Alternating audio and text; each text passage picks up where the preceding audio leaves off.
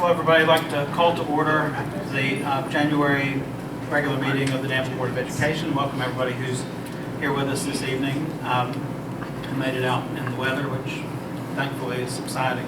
Our first item on the agenda tonight is to approve the meeting agenda. Is there a motion? Make a motion to approve the agenda. Second. Okay, we have a motion and a second to approve the meeting agenda. All in favor of the motion, please state say aye. Aye. All opposed? Motion passes. The next item on the agenda is our conversation about school and district academic achievement. Keith?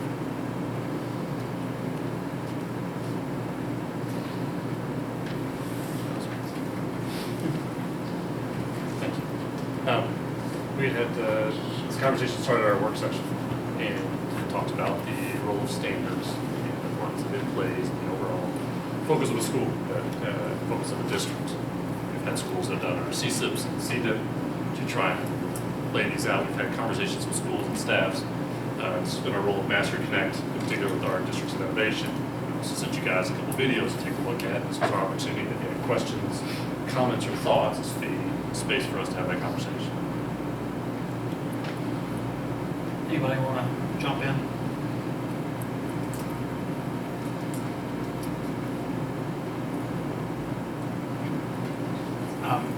The silence is growing uncomfortable, so I'm going to start. We kind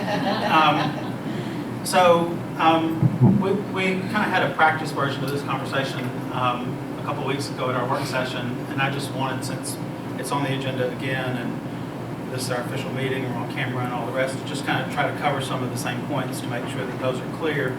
I don't want to leave ambiguity about the fact that somehow, at some point, we were not focused on standards. This is my 8th year on the school board. For all 8 years, we have, I feel like, been focused on trying to make sure that teachers, as well as possible, and ever more all the time, understood what the standards were. The standards have changed some. There was a time when standards were called core content. Now they're called Kentucky Core Academic Standards or Kentucky Academic Standards. There's talk about new ones coming in and going out. So the standards change. But the standards really just kind of define what is basic to education. And that's been something that we've been working on, trying to improve our ability to deliver that, understand that, make sure that we know the level of rigor and effort that's required in student work to do those things. And after our conversation a couple of weeks ago, I went back through my old emails just because I knew that, this is something that we've been talking about for a long time. So just very quickly, I found a document from 2010-11 that was sent out to principals and throughout the district of standard operating procedures for learning in the Danville schools that talk about learning targets needing to be congruent with core content or the Common Core standards as appropriate, that those need to be appropriately rigorous, that activities need to be congruent with the targets, which are congruent with the standards. In 2012, the board authorized a district-level position called Curriculum and Assessment Coach that would work K-12, and that the job description, the purpose that's listed there says the new Common Core standards, a new accountability system, new assessments at the district and state levels, along with ongoing improvement goals and challenges with achievement gaps, make it essential that someone focus entirely on making sure teachers, coaches, and principals have the information and support they need in order to make the best programming and instructional decisions for student achievement. Again, an effort to really, by the board and by the district, to try to focus on standards. There was notes that were shared from a school visit from 2012. The superintendent wrote to a principal, it was obvious that teachers are completely focused on the standards. Look forwards, a document for walkthroughs and that sort of thing about learning targets to students being based on standards. Notes from, and I think, I don't know if some of the reason to be clear about this, and one of the reasons I wanted it to be the first item on the agenda and something that we talked about, is if there's any ambiguity, if there's any need to be clear about that this is something that we care about and that we do, it needs to be said however often we need to say it. But I think that what we've tried to do, and especially as part of our innovation plan, is to make sure that standards aren't just something that is about the content that's going to be on a state test. The standards that the state has now cover a wide range of skills and experiences for students that really connect with the kinds of things that we want to deliver in Danville, that we feel like our parents and our children deserve. And I don't know if our emphasis on some of those things has made it seem like the standards weren't talked about as much or weren't cared about as much, but the standards are, I mean, that's the math that kids need to know. It's the grammar that kids need to know. It's the basic information that needs to be part of learning. The question is, do we just want to focus on what's going to be on a test, or do we really want to look at the bigger picture of what kids need to know and the experiences that they have? One of the documents that I found was notes from a meeting that folks from our district attended in 2013, where the speaker was a woman named Linda Darling Hammond, who is a researcher at Stanford University, probably one of the top names in education in the country.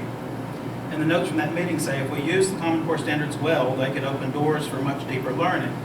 Or they could be implemented as straitjackets and used in ways to focus people on bubbling in. We are on the cusp, and at this moment we need to decide which way to go. We must expand our vision to include all skills included in the new standards. Not all can be assessed in traditional ways. Our vision has to be broad enough to encapsulate all of this to reach true college and career readiness. So we're focused on college and career readiness. We are focused on standards. We've been focused on standards.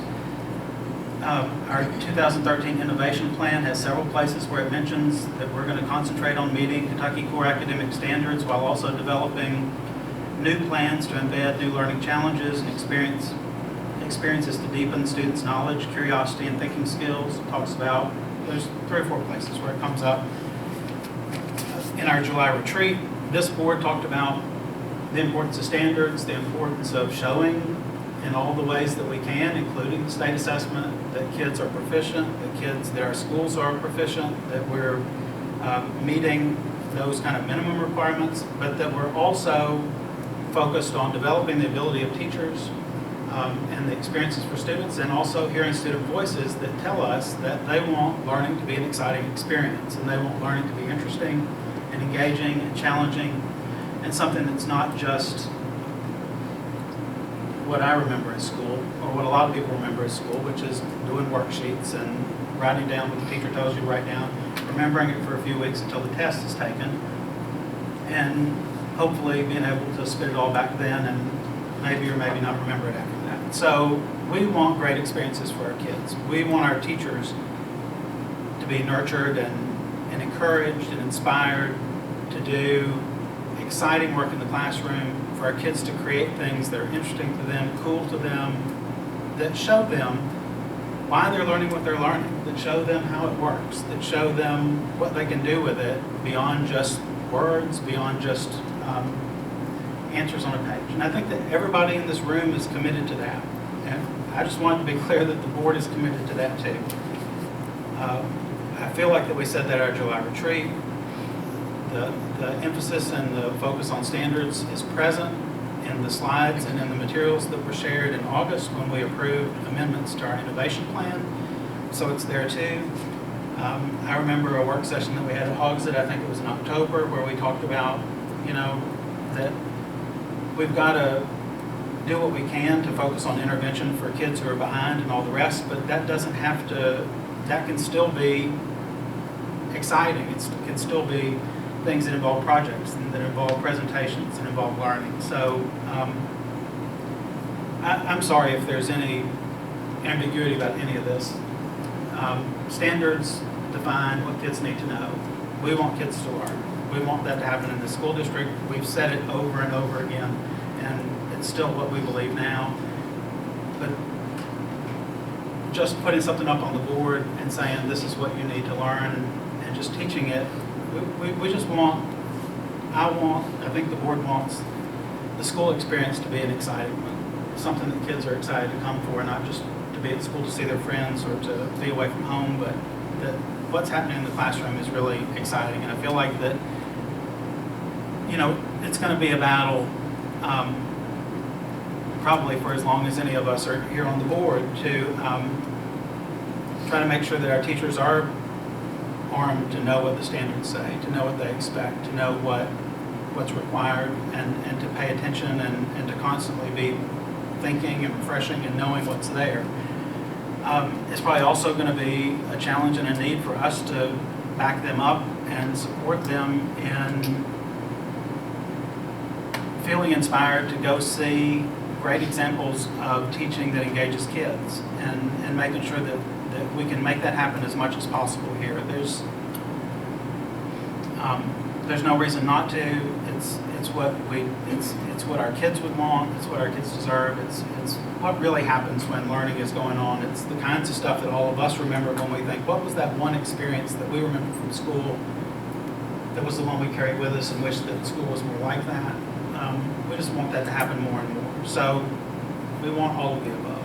And standards have never been off the table here and will not be. So I just want that to be clear, and for there to be some evidence that that never has slipped off the radar for us. Anyone else? Well, I do want to say that I do believe that the one desire is there from the board to make sure that our kids are getting the best education they can. But somewhere there's a disconnect. I'm not sure where it is. I mean, we present the standards, you guys know the standards, and yet we don't even have our kids in proficiency. So somewhere there's a disconnect. So it isn't just what the board has to say about it. Somehow we've got to be able to figure out why that disconnect is there. And that probably is going to mean a whole lot more work on our part and your part to get together as one body of interested folks to figure out what we all can do together to make things happen. You know, it was very stressful last week for me when I had a guy that wants to buy a house of mine in Harrodsburg. So we got talking, and I said, but aren't you a Danville grad? Yeah, I'm a Danville grad. I said, so you've moved back to the community and you're not going to move into Danville? And he said, no. I said, why? He says, you know, I go online and I read about the test scores, and I read about the discourse between the board and the superintendent, and I read about all these things that are going on that impact a lot of decisions. And he said, I'm not going to send my children to Danville schools. I'm going to send my kids to either Bergen or Mercer County. So then I mentioned to him, I said, well, I really hate to hear that.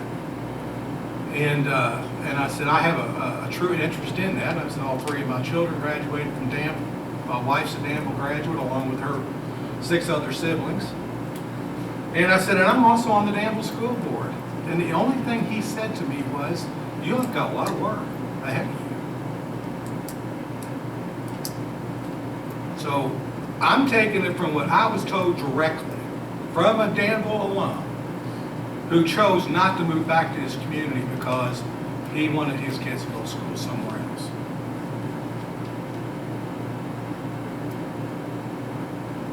So there's a disconnect somewhere. And it's our duty as school board members and as teachers and administrators, we've got to figure out where that is. We can talk about all the strategies, we can talk about classroom engagement, we can talk about all of that. But if we cannot figure out where that disconnect is, none of that matters.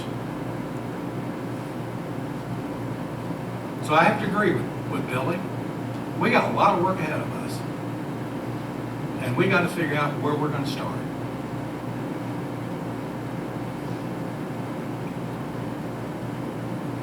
It hurt me. It hurt me. I've been in this community 25 years and love this community, love this school district, and to hear something like that, you might as well stuck a knife in my back. It hurt me to the core.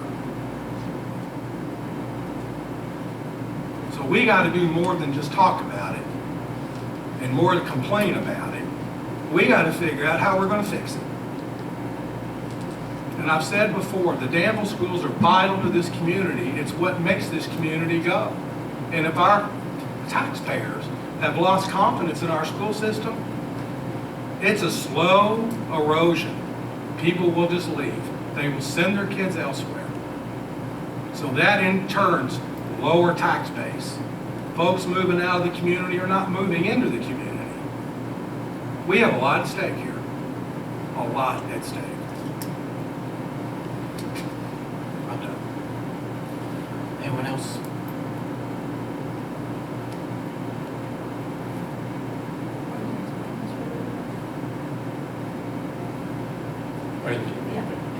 Oh, sorry. We've had the opportunity to discuss this before.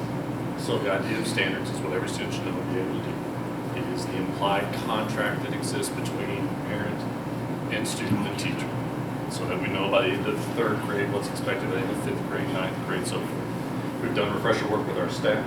We have invested in Master Connect to look to expand its impact, and we've had our elementary teachers who have used it claim the fact that it hasn't reinformed their practice. It has refreshed their work in looking at not only what it is that they are to teach, but looking at what is it the students are learning, which is a different question than what is it the students are teaching. It is that conversation that our principals have been focused on as well, as we try and figure out the best ways of knowing what it is that we do and the impact that we have.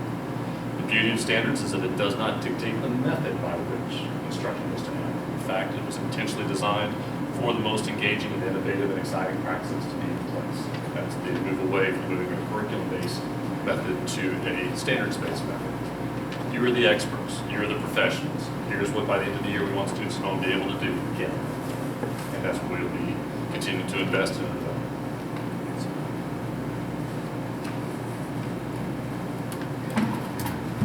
Well, gosh, it's hard. It's hard to be prepared to say something because then you hear everybody else's comments. So just give me 1 second. I want to phrase this. It's not that I've never heard anything like what Steve heard from the person that was buying a house from him, but I guess I just always take it in a whole different direction when somebody says something negative. I just use that as an opportunity to educate them and say, you know, we have 4 children in the school district, and I've just seen so many wonderful things, and I would never let a conversation like that upset me. I would say, I'm so glad I had the opportunity to tell you that the Danville schools is so much more than what you might have read in the paper or that you might see if you look us up and look at statistics. And really the only way you could know that is to go and visit them. Or to talk to people who have their kids invested in the school system right at this very moment, like I do.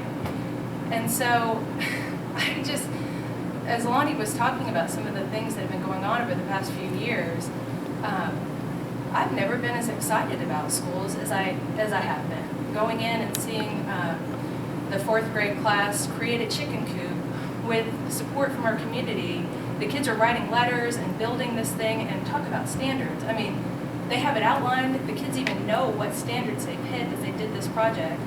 And they were excited, and they got to present and speak in public and write letters and build and create and use math and science. And those are the things that are just unique about our school system.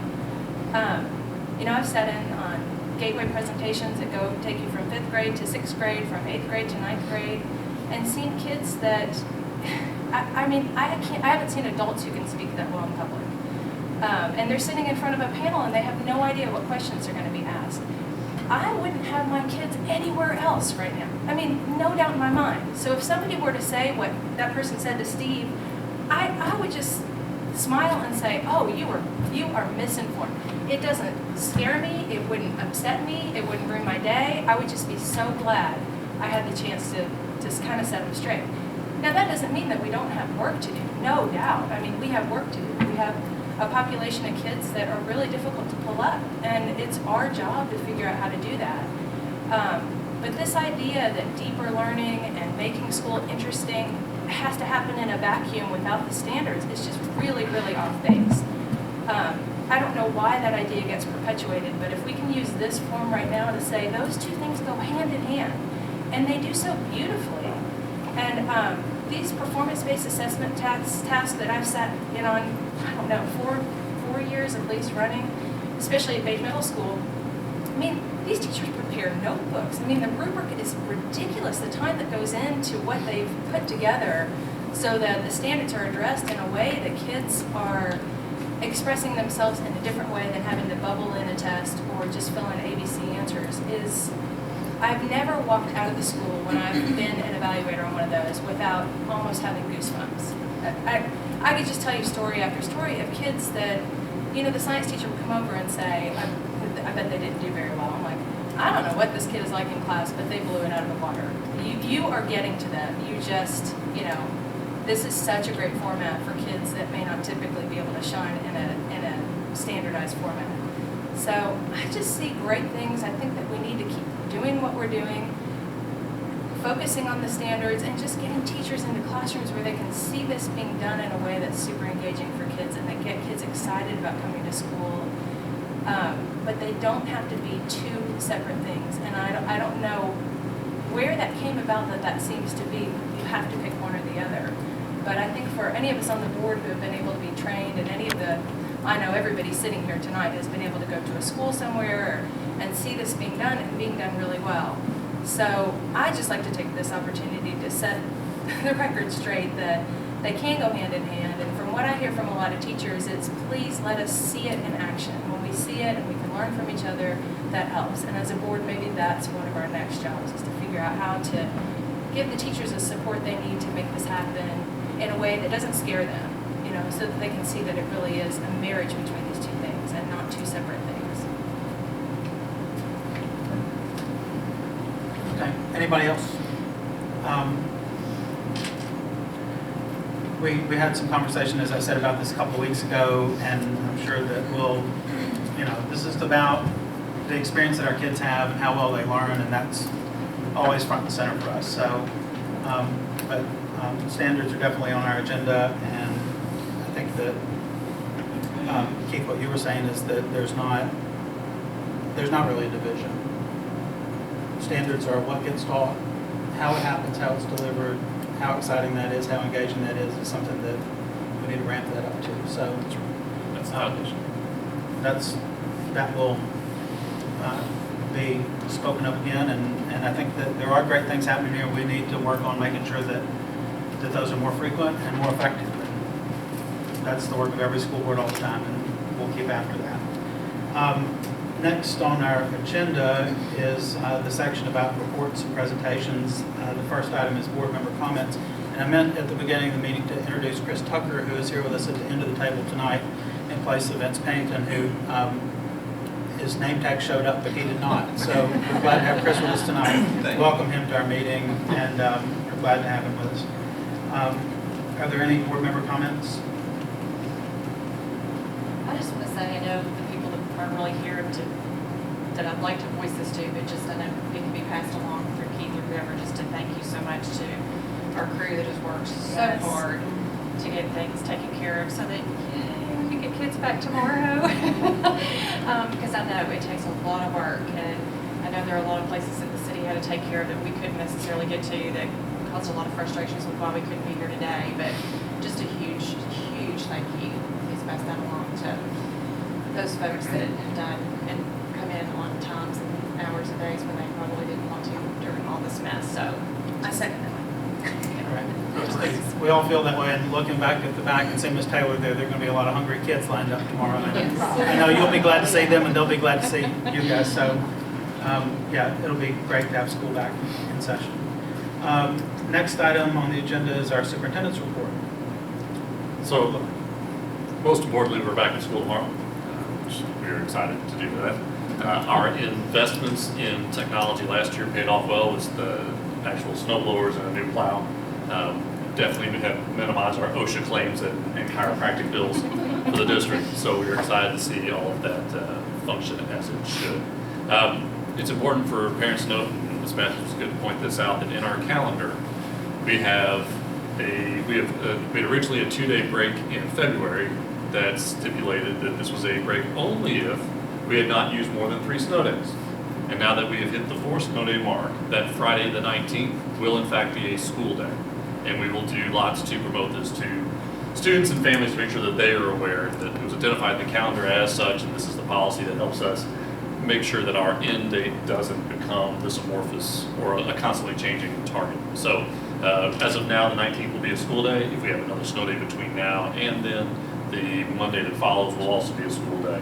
And that just is two built-in safety net days. And you see now, from making a policy like that, how it works. Not that we really wanted to test that theory, but lucky us, we get to test that theory. So most importantly, we're back. Really appreciate all of our Danville residents who have taken time to shovel the walkways. The worst thing about getting back is often a measure of the roads, but it's the sidewalks and the condition of the sidewalks that determines whether or not kids are waiting for buses in the street or whether they're able to walk to school safely on the sidewalk. So if you've had the opportunity to clear your sidewalk, that's been a great help to all of us. And if you've not, there's always still time. It's only not supposed to get below freezing, so I'm sure you can still pull out those shovels, but we do. Just makes it safer for kids in their trains. If I can, I'd like to go ahead and segue into celebrations of excellence at the same time and recognize that this is School Board Appreciation Month. And I want to say thank you for the fact that this is not an easy job for all the reasons that you've seen even from the earlier conversation. Elected folks come to this with all sorts of different purposes and agendas and efforts to try and make schools better. That is the common driving force behind it. The way in which we approach the work, the way we get it done, is never necessarily easy, clear, or obvious, or unanimous, but it often takes consensus to make change. That is what supports and endures and fuels the Danville schools. So to that end, we've got a little appreciation for you. You guys are going to sing to us, eh? We are. We are. We're going to clear the room. So first, the KSBA sends you the certificate, which we'll give to you first because our gift is much better. So this way you'll say thank you, and then you'll have to say really thank you. And Oh. No, that's fine. Susan, Thank you. it's the official thank you. Chris, you don't get one yet, been with us long enough. And we have gear, because what better than gear? Which means if your meeting is done fast enough, you can still make it to Somerset in time for the game to show this off. We're very excited to have you in the audience at any point in time. So thank you guys for doing the role that you do.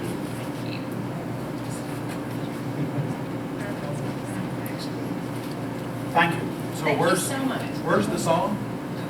Oh, maybe next year. We're still rehearsing. We had a choir set out in the snow. That is really sharp. Thank Yeah. you. I love it. That's great. Yeah, I was just going to keep my kids from stealing it. Too bad you didn't put school board members something on here and then we're like, blame it. Nobody else can wear it. Look right across the shoulders of them. Thank you. We also want to take the opportunity to acknowledge Jane Dibby. And Jane, if you'll come up, because we're going to force every board member to have a picture with her, because we want to be the first ones to be able to be the ones. Because Jane is our Community Art Awards winner from the standpoint of contributions. The cool thing about Jane, I'll stand here with you so we don't have to stand by yourself and wonder if we take a picture, and then we'll eventually do that. It is an incredibly amorphous role, because rarely do districts even have a position that puts the stamp on the arts like the Danville schools. And we can look in any good KSBA document and so forth, and you can't find a clear job description as to this is what it means. So Jane has had to figure it out and make it a role. We just know go into arts and humanities stuff and make it nice. And in the process has connected us not only within school-based work, but significant community connections from grassroots to the most elite opportunities. And through that garners incredible resources, opportunities, and experiences for students that aren't common in school districts, period. Not about rural, urban, rich, or poor, school districts, period. And that is a direct reflection as to Jane's initiative and drive to make this real, palpable, exciting, and developmental for all of our kids. And that's just plain cool. And selfishly, I like the fact that this meeting is before tomorrow night, so it wasn't like we had to wait for them to say nice stuff. So that's a good thing. So because of that, we want to congratulate you too. We're excited that you're getting honored, and I need all of you guys to come around for a picture with the whole thing. We'll shift over to where Brian tells us. And then while you're here, if you'll help sing, because that's really what Well, we've got a pianist. Yeah. Rolling in. Nice page. 7 o'clock tomorrow night is the ceremony. Everyone is welcome. I promise to have rowdy people there to heckle and scream. Good.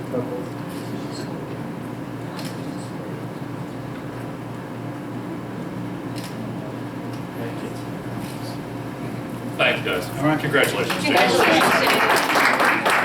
Cool lady, cool lady. So glad we have you. Chris, that was a chance to take a picture. That's all right.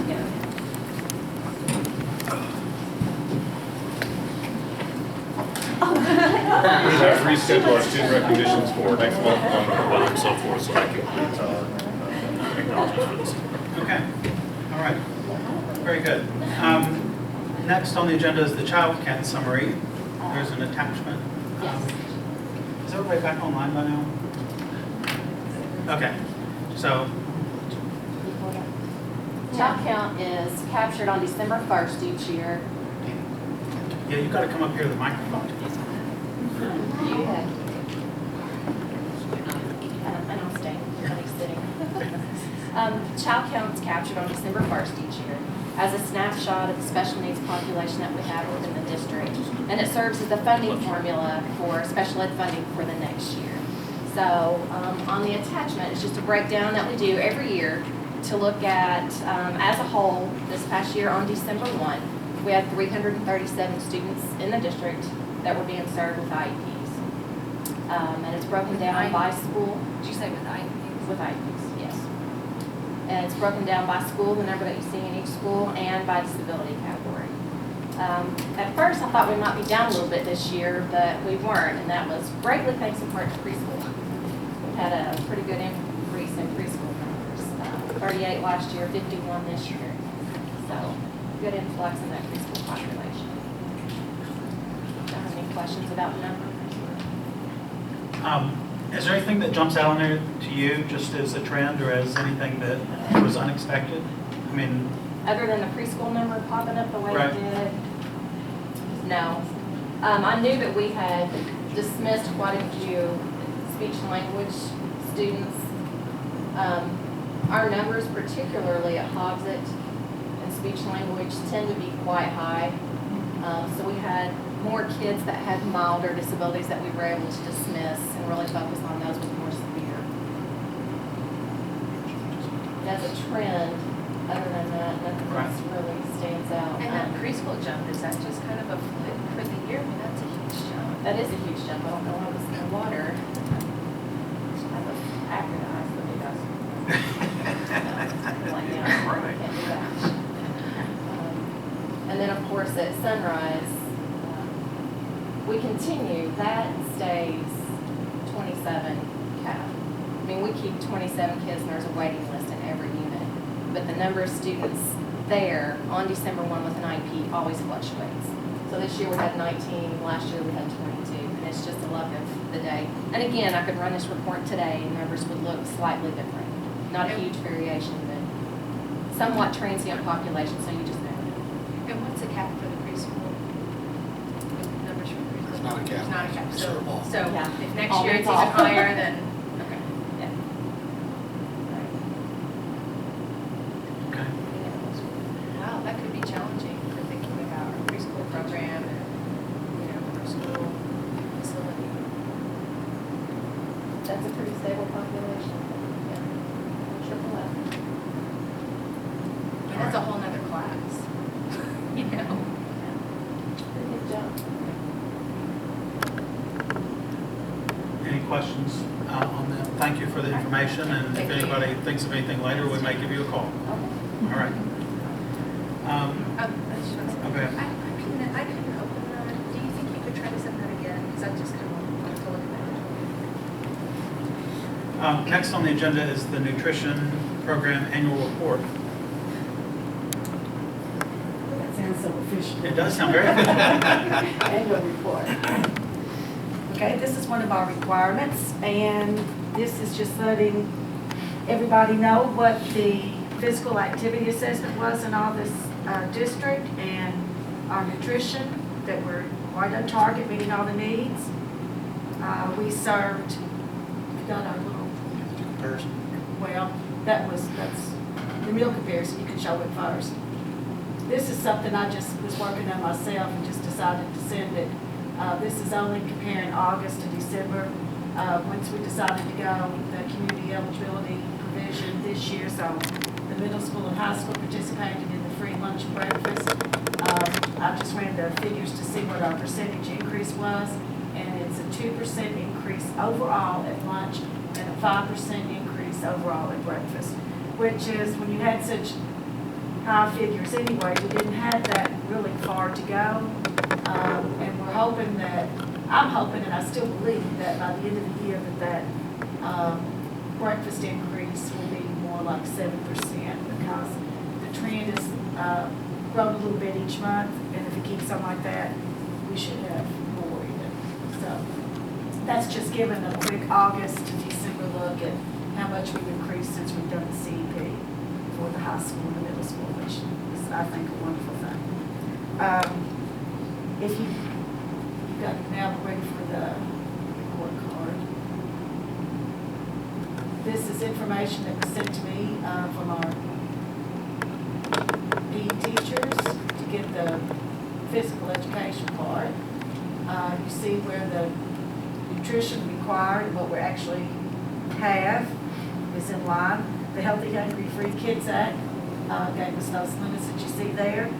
We also just heard last Wednesday that the sodium, the target levels for sodium will not increase until at least 2019, which there was originally going to be another increase or decrease in sodium in 2017.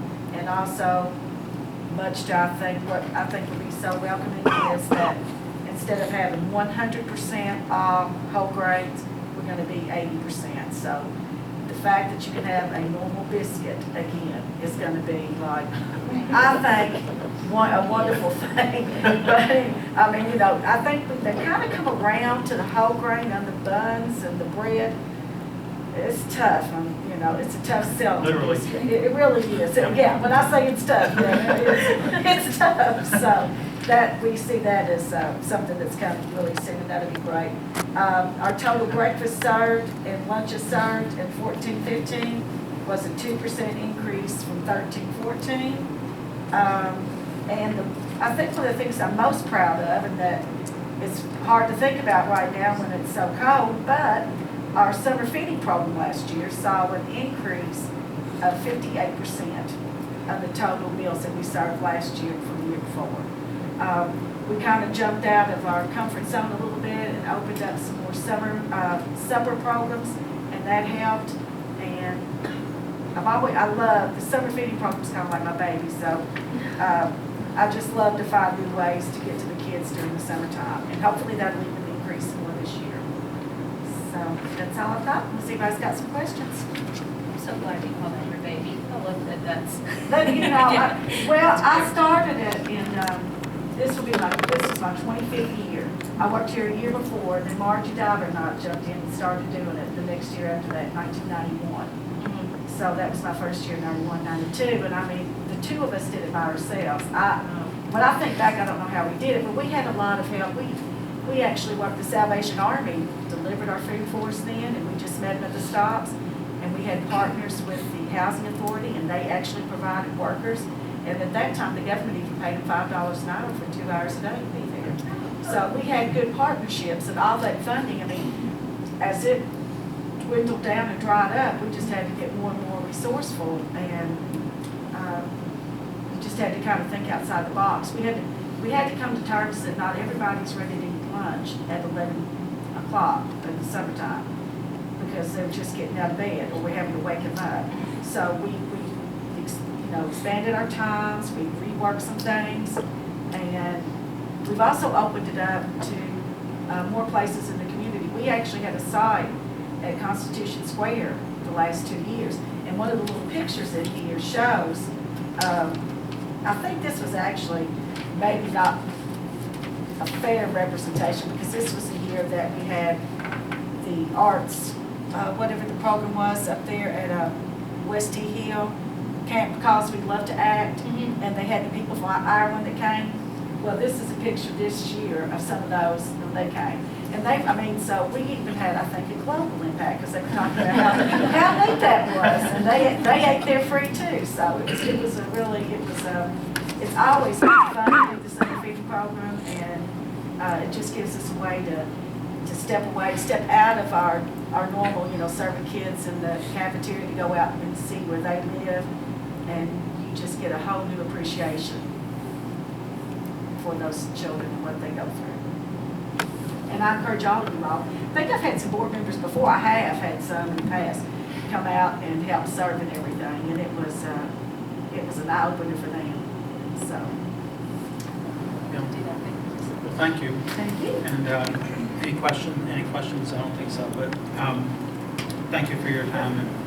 And there's some hard copies of this if anybody wants it. All right, we appreciate it. Next on our agenda is the kindergarten readiness data.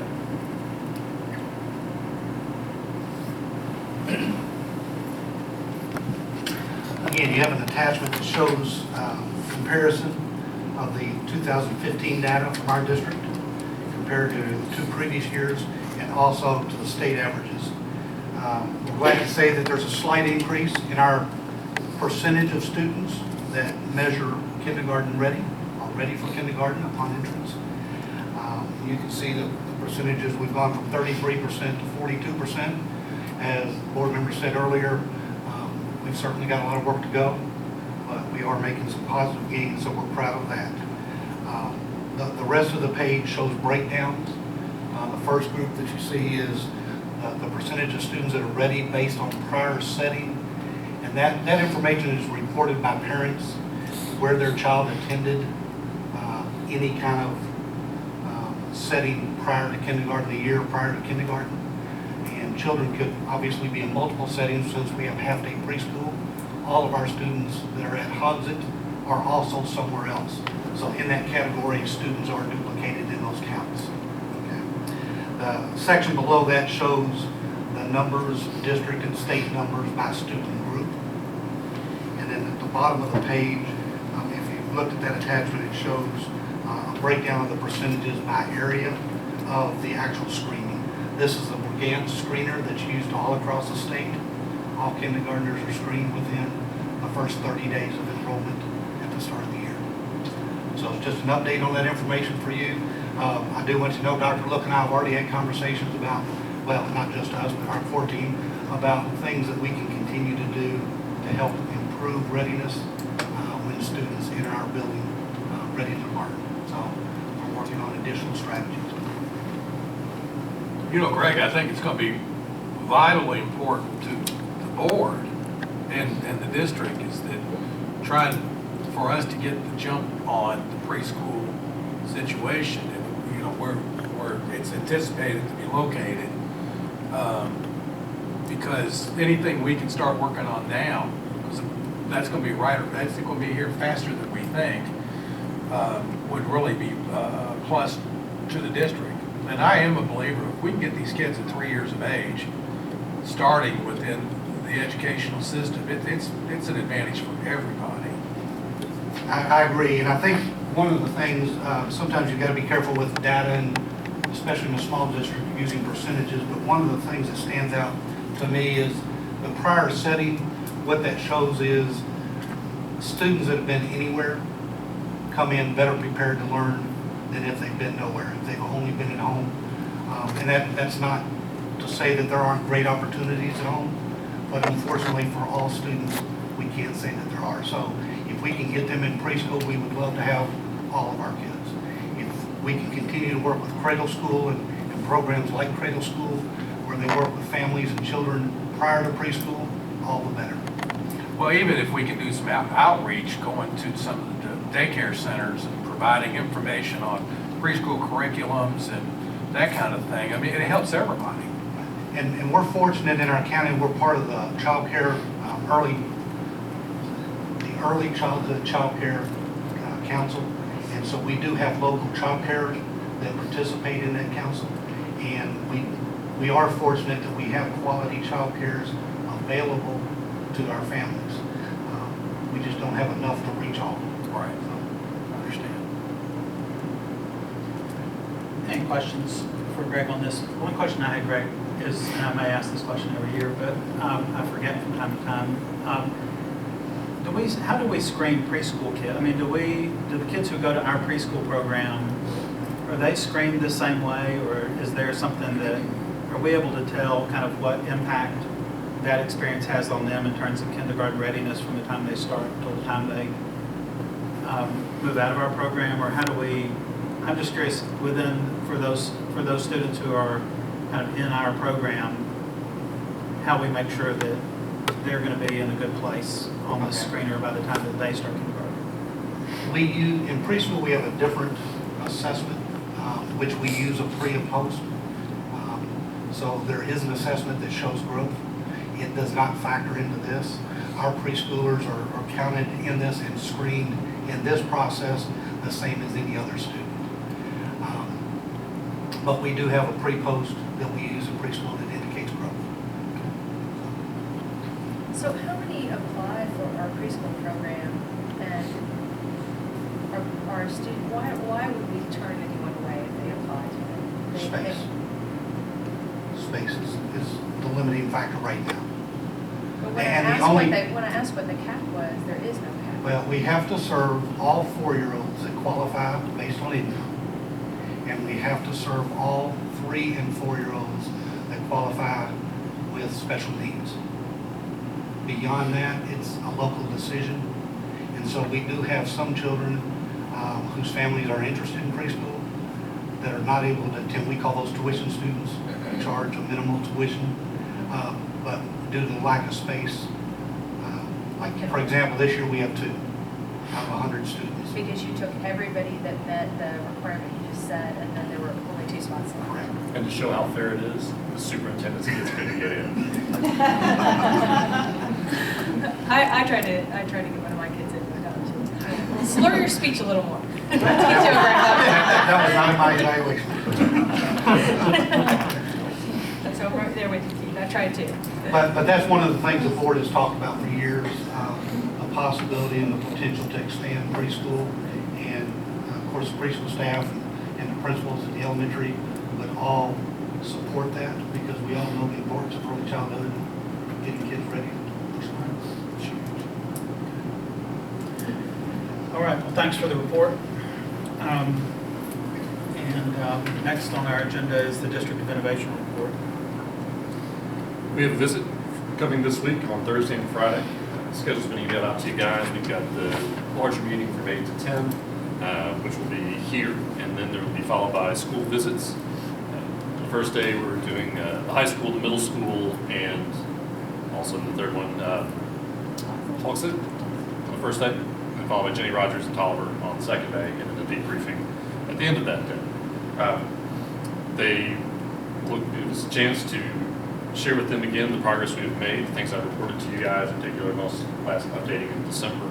I know that one of the issues of contention that we would like to discuss further with them is the role of the ACT and its administration to sophomores. This was a topic at our work session conversation. We discussed some different options as far as what the concerns were and so forth, and wanted to hear how you want to approach that with them when they visit.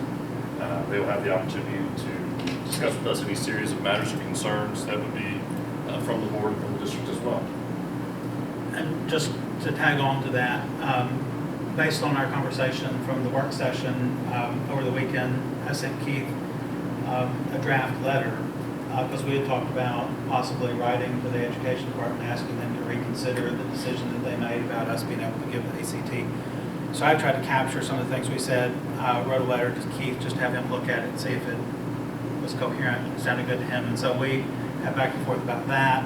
And his suggestion was just that maybe we could take one more opportunity while the team is here to see if there's some way to work through that with them while they're here this week, since it's going to be just in a few days. And also be able to ask them, where's the appropriate place we appeal? When I sent the letter to him, I had kind of addressed it to the education commissioner. The letter that we got was from the associate commissioner, but I'm not sure whether we should send it to the person, so we can ask them these questions and all the rest. I will send you guys all the draft of that letter, so you can look at it, we can, any feedback or whatever between now and the meeting. But if things stay the way they are, where they say, they kind of feel like that the decision's been made by somebody that's above them and all the rest, I mean, it may be a good idea that we could then, if it sounds good to everybody, be able to be in a position to send that letter pretty immediately, because the ACT date we're talking about is March the 1st, and so that's coming up, and we need to know kind of what's going to happen. So the points in the letter basically are just that, this, given the ACT to sophomores has been a part of our plan for the District of Innovation program since we first submitted it. The wording is slightly different in the amendments that we sent, but it's clear from the video from that meeting. I mean, Keith basically says we're talking about the ACT. I mean, there's not any ambiguity with the board about what we were talking about. They talk about that they feel like it might give us some unfair accountability advantage, but the way the accountability system works with ACT, you can keep taking that test up until a week before graduation or whenever, and if you hit the scores, you qualify as college ready. You can take it 10 times. It's not like you take it once and that's your score. So, our point is just that we feel like that it makes the most sense for kids and for our schools to be able to address their needs, for those scores to be something that we get at the end of 10th grade instead of at the end of 11th grade when senioritis has already started to set in, and that we have some time to work on it and the kids have some time to see where they stand. And without being able to do the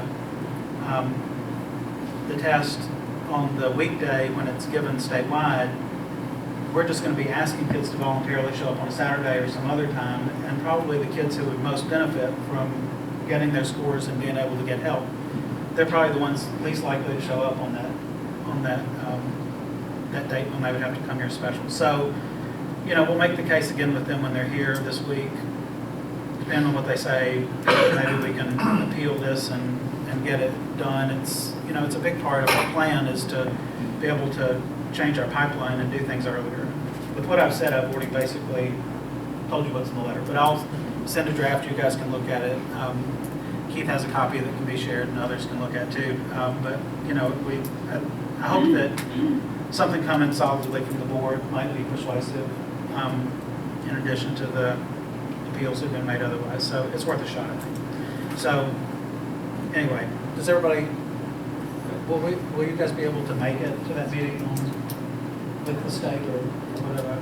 I'll be there, but I just want to make sure that that's fine. I think that they'll understand that. It seems like there'll be a few of us there, which is, I think, absolutely sufficient. So I think it's important to note that should for some reason the appeal process and so forth not come through in an efficient manner, we are all committed to making sure that every sophomore has the opportunity to take the ACT between now and July 1 on the expense of the district. Right? Right. Okay. So no matter what happens, we're still guaranteeing every sophomore that opportunity. We'll just have to figure out a different way to happen and show our appeals not be through. right. I guess what bothers me about the whole this whole thing is that they seem to want to drive the wagon after the fact. And the plan's been in place since 2013. This has been a big part of it. We've lost the Explorer, we've lost the plan. So those accountability things that we use, they are gone. And now they're wanting to take another facet of our whole innovation plan that I think is pretty vital. And they just want to be able to dismiss that. And this is not anything the state pays for, this district pays for. And I guess that what bothers me the most is that there's no financial concern as far as the state's involved.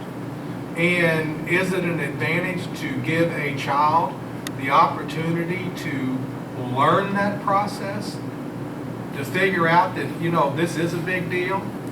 And whether they're college bound or not, it's the point is, it's part of the learning that you have to do.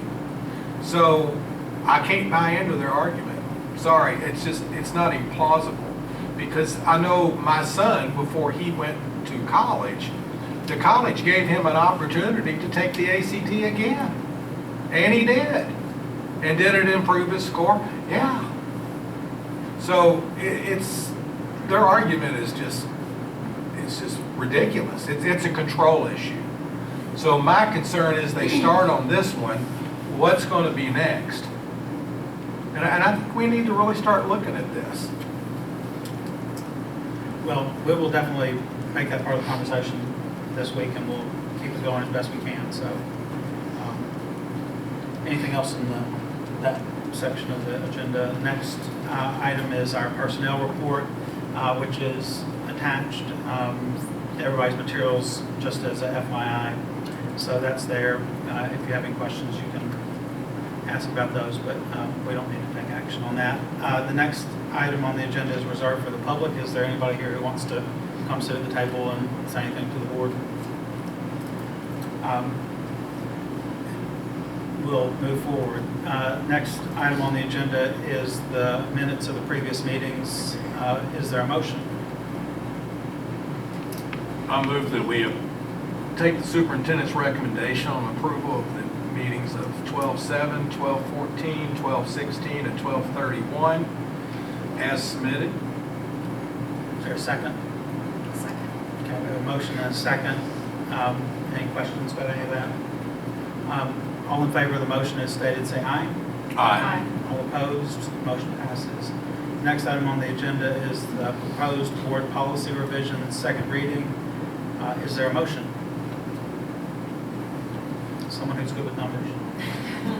Go ahead. I'll make a motion to approve the revisions to board policy 03.22321, 08.113, 08.1131, 09.15, 09.432, and 09.434 as submitted. Is there a second? Second. Okay, we have a motion and a second. Any questions on any of those? All in favor of the motion as stated, say aye. Aye. All opposed, motion passes. Next on the agenda is the finance report. Ms. Campbell. I guess we need a motion before, well, she's coming to the table. Is there a motion on the finance report? Make a motion that we accept the finance report as submitted. Is there a second? Second. Okay, so Troy, you want to tell us a little bit about what we have in front of us? Yes.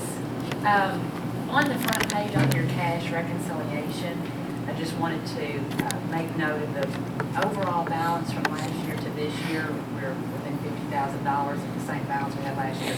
But don't let the $10 million balance stand out to you as if there's tons of money, because you know how we collect taxes mid-year, and then that diminishes as we get towards June.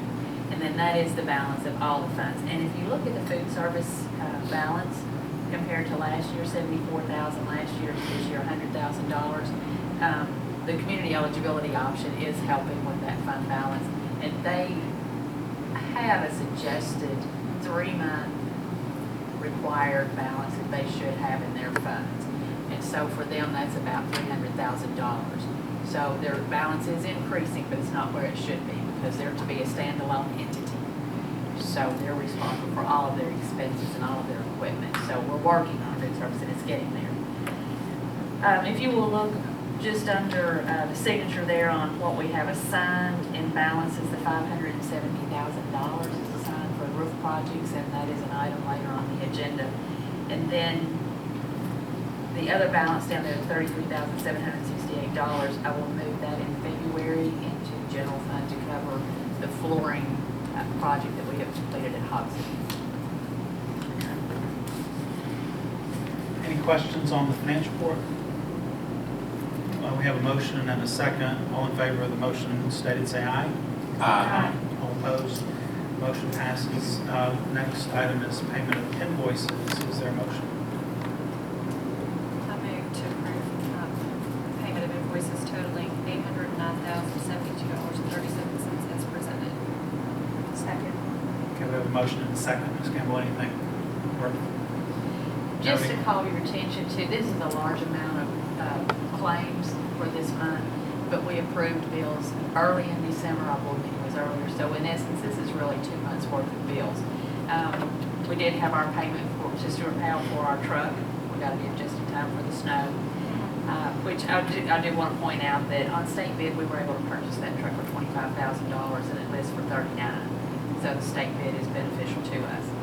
We made our last major payment on the tennis court project of $44,000, and then our Hogsett roofing project, we paid out $125,000, and that was our initial roofing project, not to be confused with the one that could be coming up. All right, any questions on the payment of invoices? We have a motion and a second. All in favor of the motion, say aye. Aye. All opposed? That motion passes. Next item on the agenda is the School Facilities Construction Commission offer of assistance. Is there a motion? Make a motion of the acceptance of the School Facilities Construction Commission offer of assistance in the amount of $39,571. Second. We have a motion and a second. You want Yes. to offer some background on that? And I grouped this piece of information with this board item just to give a report on our bond sale this past Thursday. We did come in at a great interest rate. Hilliard Lyons purchased the bonds. We had 2.98% overall interest. And we are only having to use $20,000 of our additional property nickel tax money as opposed to the $40,000 that we had projected because the rates came in so well. So, and with that bond sale, the way it came in, we were able to put an additional $30,000 on the equipment and furnishings line item to help us at the end of the project furnish that school. So that was very successful last week. Now, how this plays into it, every 2 years we get an offer of assistance from the School Facilities Construction Commission. That's legislative, it's funded by legislative action. So we can collect those offers for 10 years and pull them all together for a project, which is what we just did with our Tyler project that we just approved. So this one, we can issue bonds against it after July 1. And what this means is that we'll make payments on about $517,000 worth of debt. So we can spend it or accumulate it for up to 10 years. So by accepting the offer, that means that on every odd year, any balances that we have left in capital funds, we set aside to go with the next major project where we issue bonds with this. So this is it's a great assistance to the district's facilities. Any questions?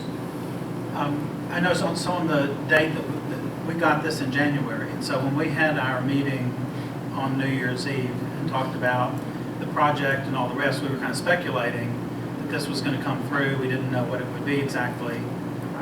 But we talked about that. I mean, so it really is great news that the way the bond sale went, that we only had to go $20,000 a year over kind of what our bonding capacity was that we had set aside for that project anyway. But then the state's now coming through with an almost $40,000 a year. So, I mean, it really is, it puts us in a place where the full amount almost of that, I mean, you can look at it in a way that the full amount of that nickel tax really is still available to us. Yes, and you can add this to the next project. Right. That bond. So, I mean, we really ended up in a good place with this offer and the timing of it and all the rest to feel like that we didn't have to really go reach too deep into our own pockets to make that project happen. So Right. this is all And these exciting come every news. 2 years. Right. So. Yeah. That's great.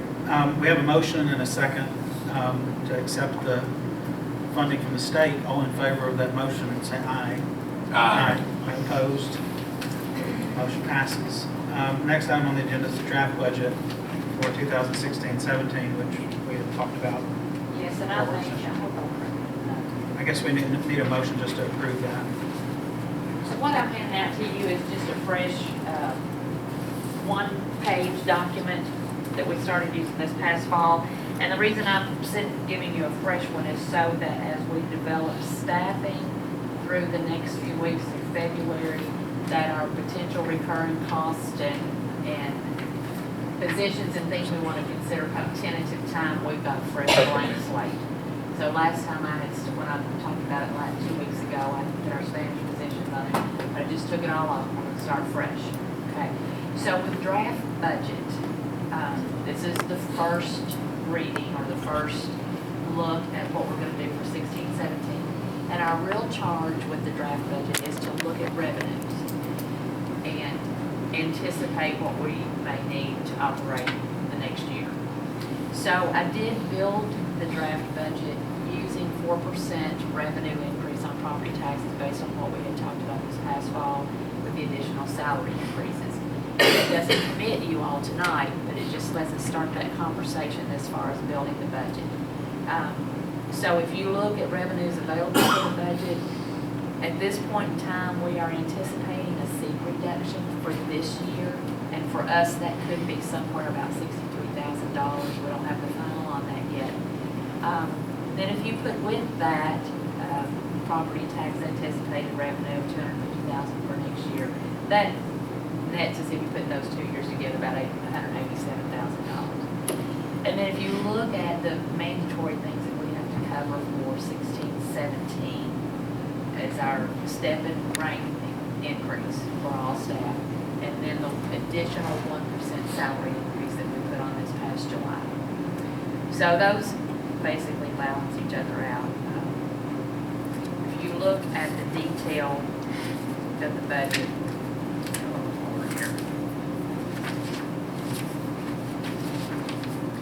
So we're looking at an overall budget with all funds together of $21.8 million, including Fund 2, food service, audio building fund, capital outlay funds. I have at this point in time 2% contingency built in, and that's $555,000. Sorry, I said that backwards. 2% is only $555,000, and you want more than that kind of cushion. So a good range to be for contingency is somewhere between 8 and 11%. So for us, that's 2.3, and that puts us at 8% contingency right now as we stand.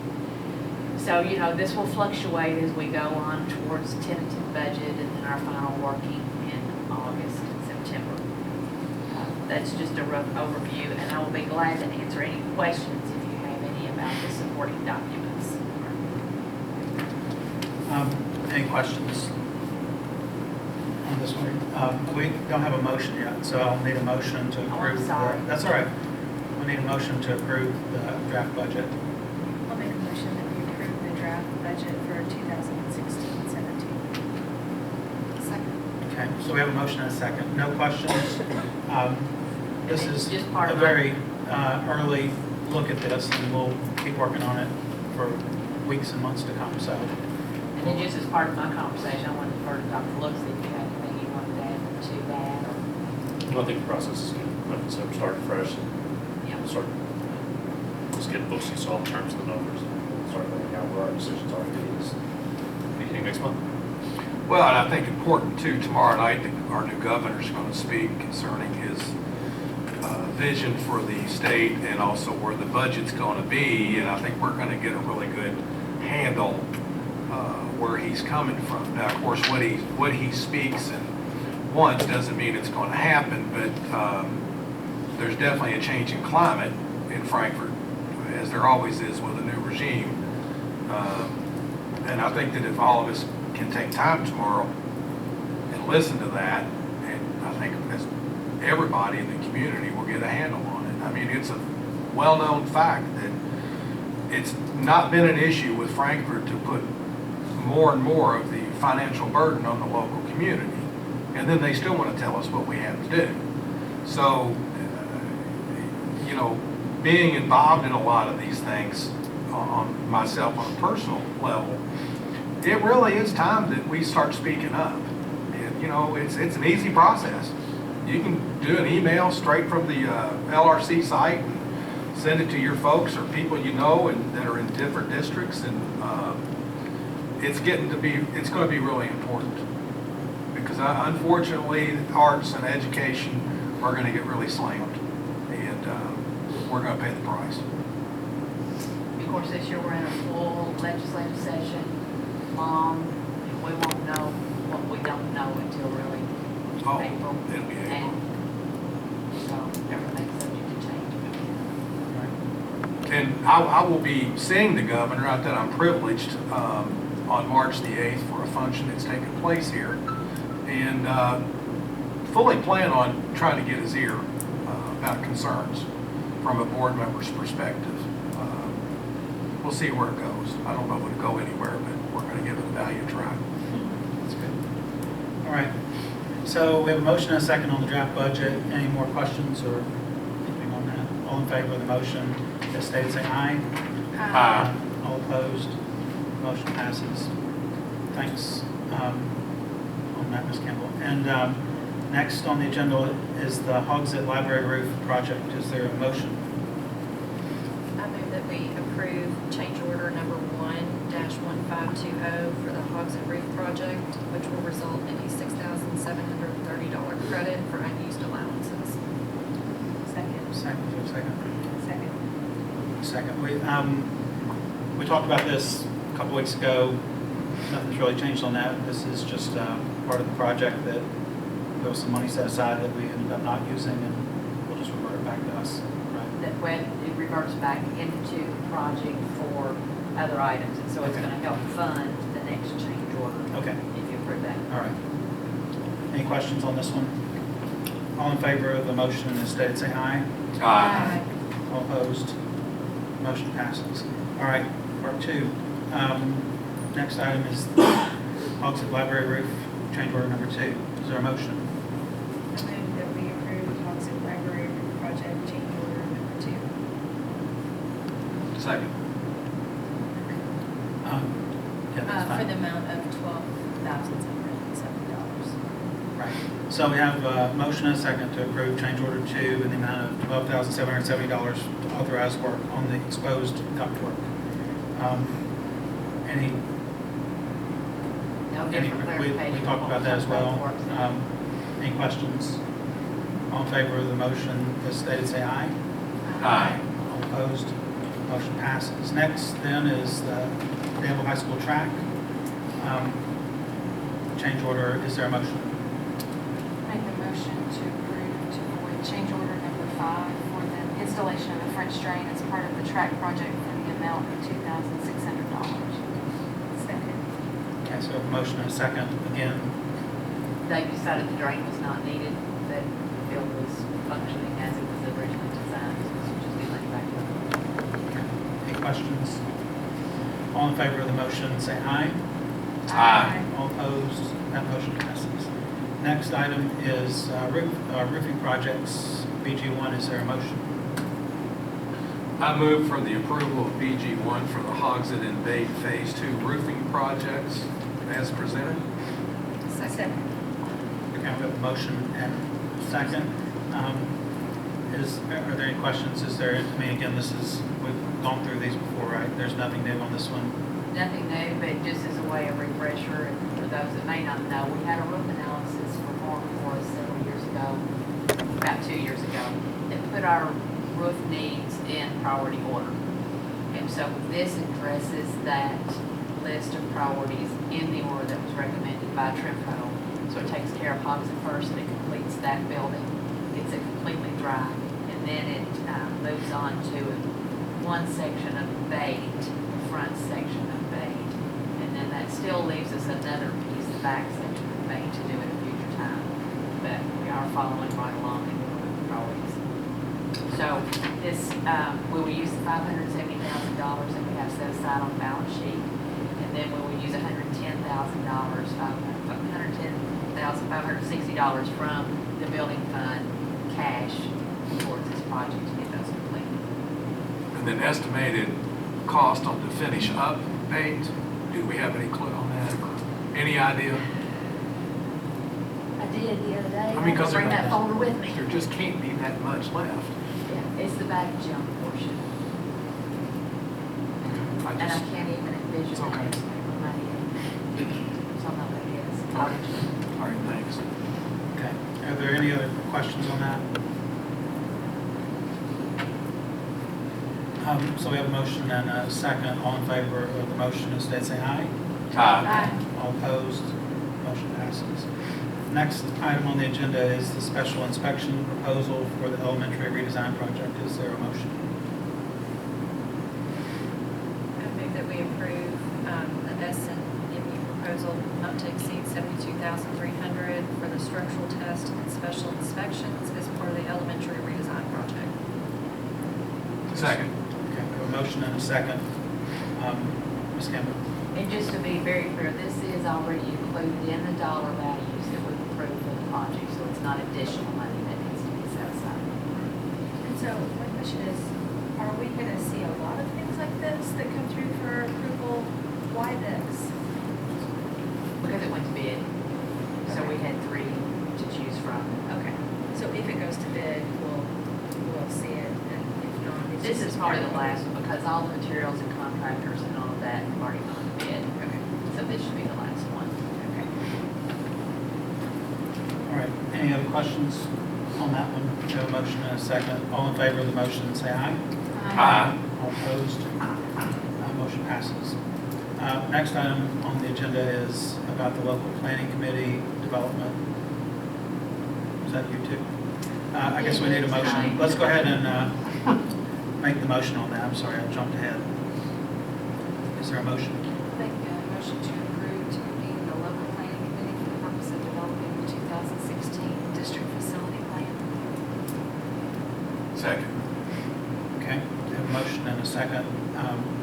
Now, So just where we are in the process, Mr. McKinney is working on the 3 community leaders that will be on the committee. We will have our 4 principals, our 4 teachers, and our 4 parents by the end of the week.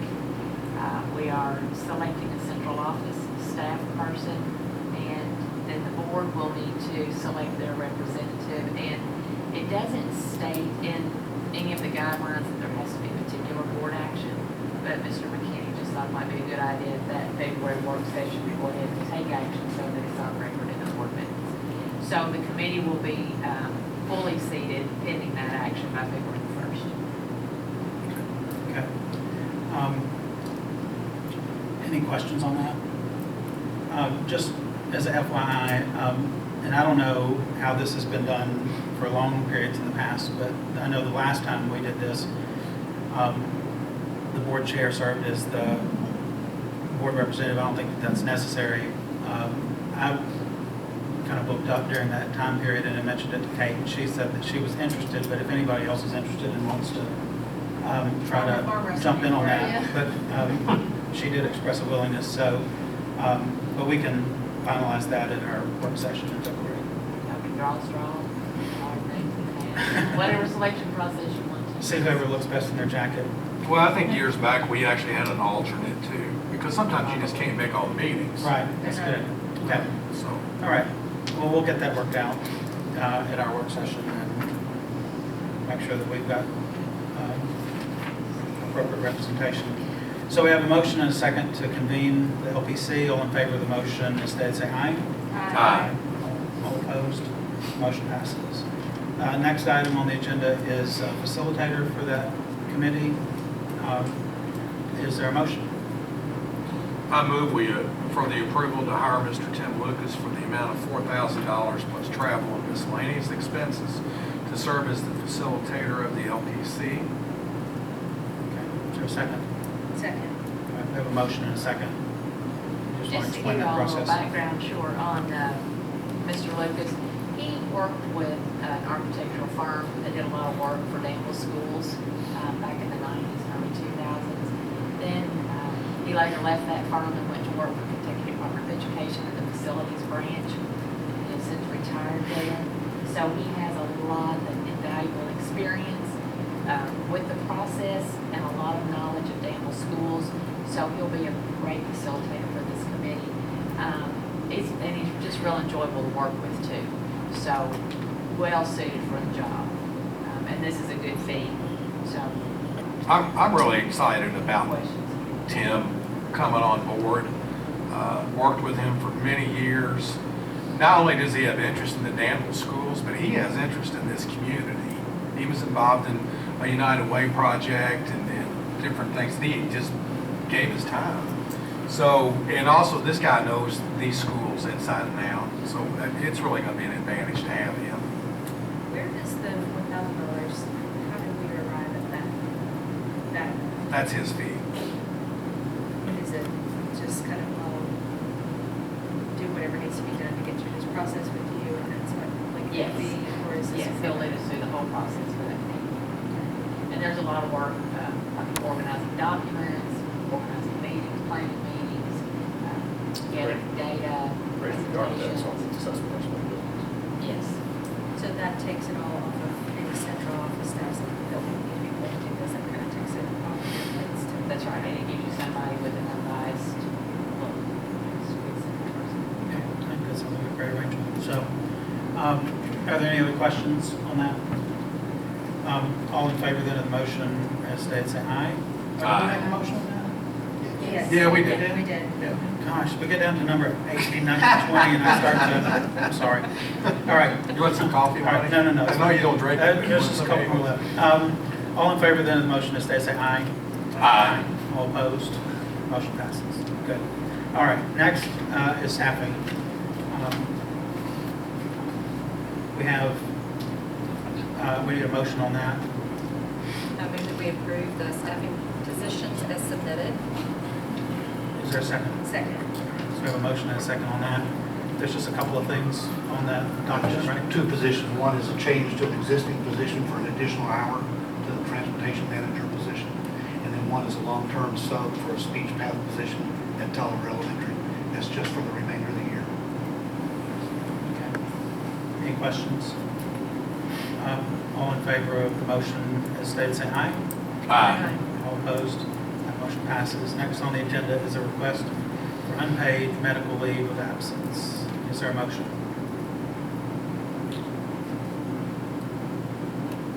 Okay, the motion says recommends the denial for the attached request for unpaid medical leave. Is that correct? That's correct. Okay. Okay. So is there a motion?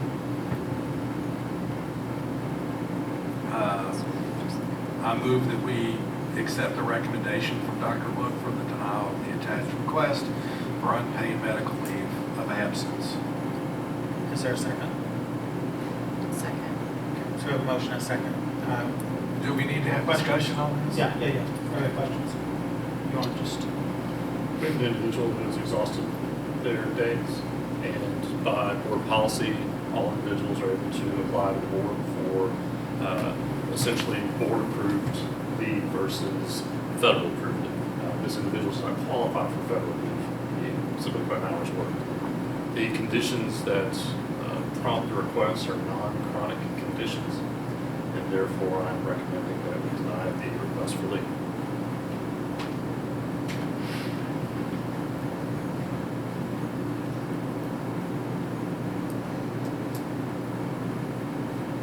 any questions about that? And the leave was requested for 6 days.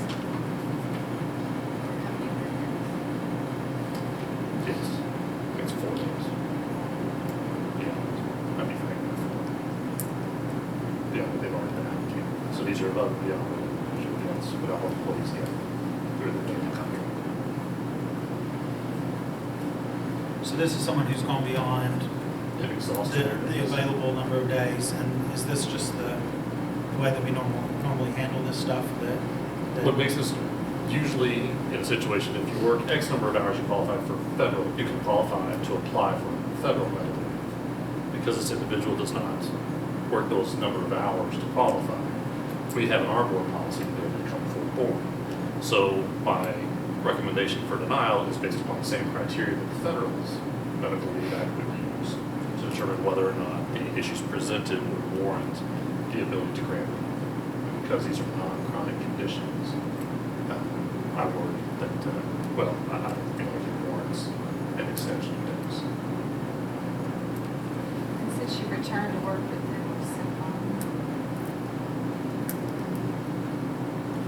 There was a time when she came, and the illness of that incident was a concern to the supervisor and the folks around.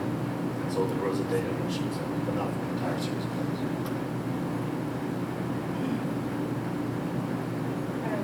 my question is, if it's unpaid medical leave, what's to stop an employee from just not coming in? I mean, then is it an issue of continuing on the school system? It becomes a breach of contract, you become essentially it's considered AWOL.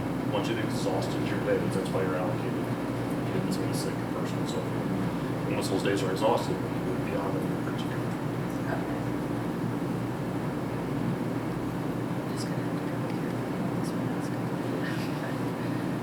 Yeah, and I guess the only question I have is whether, I don't remember dealing with this I know, I've very never often seen or at this. all in the past, so I'm just curious whether this is setting a new precedent, or is something that just doesn't happen very often, or just to kind of know when I'm voting on, you know, what, is this something new, is this routine, is this the way this is normally handled? My understanding is that, well, the policy's been in place for a long time. Right. My understanding is that we have not had many, if any, cases of essentially less than 40-hour-a-week employees trying to pursue this. There was nothing in the board policy that would allow me to filter before it would reach you guys. And because of the dates and the times, this wasn't something that we had the opportunity to discuss in the work session. So it had to come this evening. But again, using the same criteria that the feds would apply is what I apply in the situation for consistency. Obviously, the board has the opportunity to take. Well, I'm just trying to understand it partly because it says that it's a request for unpaid leave, and then the form says request for medical leave of absence. So this is just basically somebody who's saying that they want those days that they're not on the job to not count against them. They're not asking for pay. Correct. So this is not a financial issue. This is just how many days somebody's not able to work, Correct. right? And how that tallies. Correct. Okay. I think the important factor, I don't know if this again is, these are not, if it's FMLA, you have a chronic condition. And what happens in a federal, so let's say you're diagnosed diabetic. I'll use this as an example. And your diabetes puts you in a situation where it's difficult to get things regulated. And therefore, but you've exhausted your days, but the diabetic condition continues to recur. You can apply for family medical leave, at which point in time, for a year's period, any absence directly related to diabetes that are certified by a doctor, you just can't call and say, I have a diabetes, you have to go see a doctor, is excused for that year while you get things under control. That's a chronic condition that often can lead to needing to exceed the number of days that any employer would provide. In this situation, this is a non-chronic condition. And I think what we as a district have to be able to say is that we give you a number of days in the contract to follow for wellness. And if it isn't a chronic condition, that's why the board has determined in the contract how many days we feel is a fair number for you to play with each year. But when you then exceed those, that becomes the difficulty. I also think we have to be careful that if we were to approve, it sets precedence that the contract is only a contract up to a point. Right. And so all we're really saying here is that these days of absence count as days of absence. Yes. Right? As opposed to just being kind of forgiven somehow if we were to do this differently. Well, if the board were to deny my denial, to make this kind of complex, then these days would be excused. Right. Mom's note. And Mom's if, note. that's right, whoever wants mom, got it. If you support my endorsement and state that, okay, no, we've got these number of days, these aren't, we're not going to excuse this as a board, then I have to treat that individual in breach of contract. Because they have exceeded the days that we've allotted for them for personal items. So just speaking in terms of setting precedent, if somebody has used up all their days, and maybe it was because of some kind of chronic condition and they used them all up, and then the bank is empty, and then they get sick. Sick in a way we don't want them around kids and students. I mean, then are we setting a precedent that everybody then is in jeopardy of losing their job through breach of contract because they couldn't come in at that point because it's not chronic, it's just maybe, on stomach about the last 2 days. Yes. As a contract, we have that agreement with all of our employees being included. And I have X number of sick days that I have. I guess I'm just a little stumped that this just seems like such a legal, it just seems like such a legal document over something that seems a little bit minor. So I don't want to set a precedent that, you can use it while you're sick days and then just, we're following the rules we've set same time, I mean, I've never seen anything like this come before us. It's just a little bit, you know, I don't know the situation. I don't know anything about where this person works in the district, but I'm just gonna have to assume that you know a lot more of the background of this entire story and what led us to have it in front of us in this kind of weird fashion, but it does seem kind of odd. This has never been before. Could I have a comment? Greg, You're correct, there have not been many of these come before the board. Typically, the requests that come to the board are asking for board approval, but again, it's because of a chronic diagnosis or circumstance. But the employee does have a number of days in the contract. The sick bank, when that's an option, the employee chooses to join that, that becomes an option. This is a case where we've gone beyond the number of days, like Dr. Lowe said, used up all the options. So it is an unusual circumstance to come before the board. Typically, they go the other way, but it's because there's a diagnosis that goes with it that's different from. And do a lot of people just go towards a sick bank if that happens? I mean, is that kind of where most people in this situation would end up if this individual didn't choose to? Well, people choose to join the sick bank when they are employed. You make a choice whether to belong or not. And then there are guidelines on what kind of conditions can be. First of all, you have to use all of your days before you can go to the bank. And then when you do, the circumstances are shared with the bank and there's a decision on whether those days are approved or not. So not just anyone can go to the bank. I'm fine with accepting your recommendation because I do know that you've got a much fuller picture on this, and I'm not asking questions because I'm trying to second guess anything or anything like that. I'm asking questions just because this feels like a whole new thing that I didn't know, kind of how we did this stuff. And I'm just trying to understand the issues involved and kind of what we're doing while we're doing it. So I'm glad to, we've got a motion in a second. I'd be supportive of that, thinking that, that you guys have looked at this and this is the right way to go on it. But I just wanted to make sure that I kind of know what I'm voting on too. Can I? Steve, yeah. Yeah. Jump in. I guess the concern I have is that we don't have a policy concerning this. No, we do. That's why it's in front of you. But This it's is actually, but it's it's, his policy. but it's based on federal. No, Got it. no, we have our own policy. Okay. Our school board has a full policy. That's why it's in front of you. Okay, so, and I guess I want to present this to our Esquire sitting down at the end. We have a doctor's note that they've signed, that the employee has presented. And the doctor is verifying that this is an issue for this particular person. Where does that stand? Well, God, I don't know, without looking at the contracts you all have, each individual employee, it's really something I would need to look into, at least look over the contract to see exactly what that says compared to this situation. I guess I need to know a little bit more about what we're talking about the situation, or just like this. Every employee has X number of sick days. This individual has exceeded that limit now by 3.5 days. That individual then and has a number of efforts to try and fix.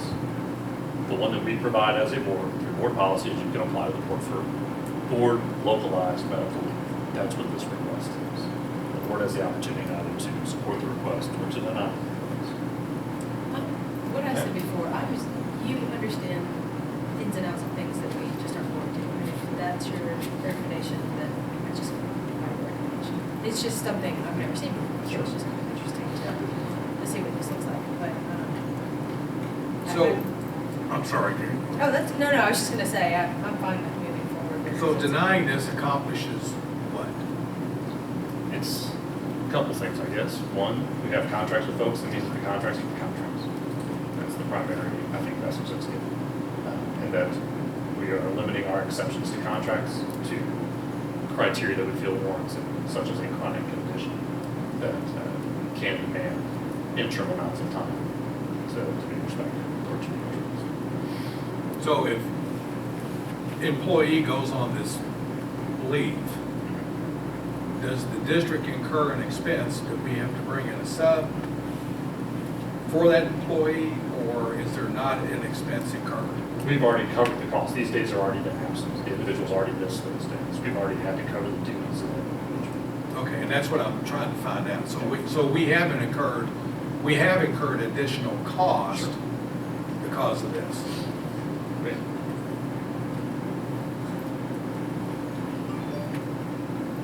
Like I said, the other option for the board is to table to the work session for further discussion if you're not comfortable making a decision this evening. Well,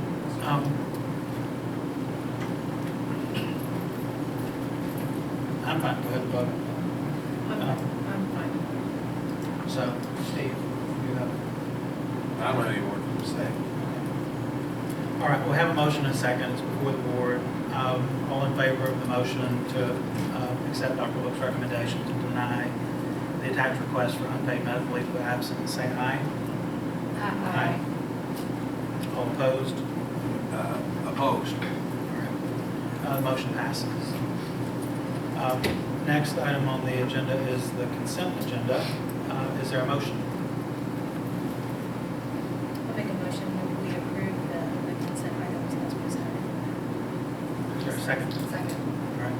So there's a motion, a second to approve of the consent agenda items, of which there's one as presented without discussion. All in favor of the motion as stated, say aye. Aye. All opposed? Motion passes. Next item on the agenda is executive session, which there's no need for tonight. Is that correct? So we move on, and the next item is adjournment. Is there a motion to adjourn? Make a motion to adjourn. Is there a second? Second. All right, all in favor of the motion as stated, say aye. Aye. All opposed? We are adjourned. Thanks, everybody, and be careful on your way home.